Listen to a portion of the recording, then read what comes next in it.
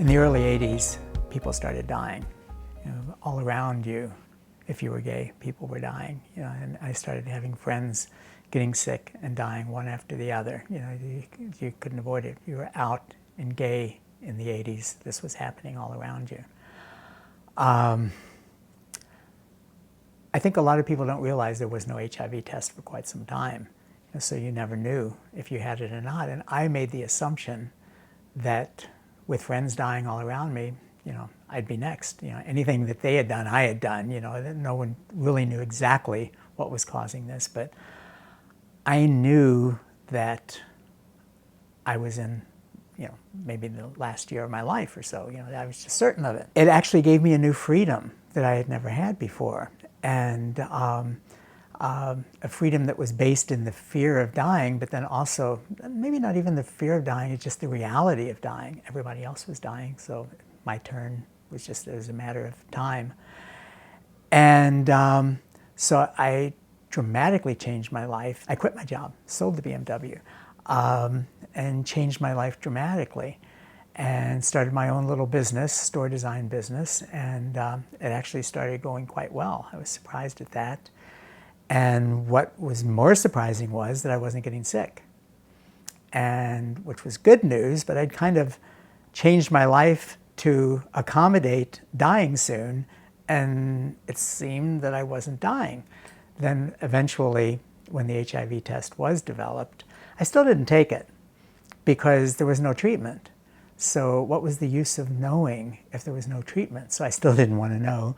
And but it gave me an appreciation for life in the moment that I hadn't had before. It was always about planning. I was very driven in my early career. I had to be a vice president by the time I was 30, and I was a vice president by the time I was 30.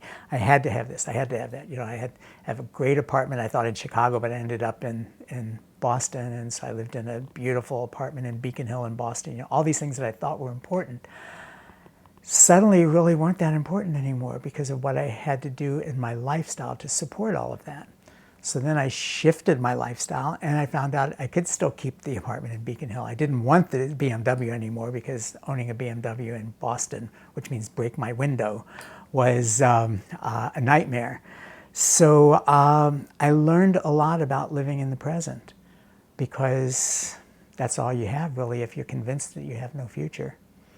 And then eventually, when I did finally take the test, I was HIV negative. And so it seemed that while everyone else was dying, I wasn't going to.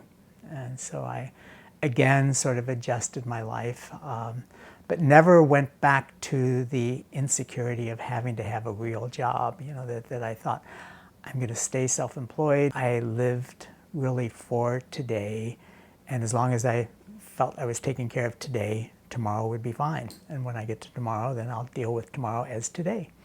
And so that was really the gift that AIDS gave me. That took an awful lot away. It took an awful lot of friends and loved ones, and I miss them all today. But the one thing that it gave me was the ability and the understanding of living life in the moment and living today for today.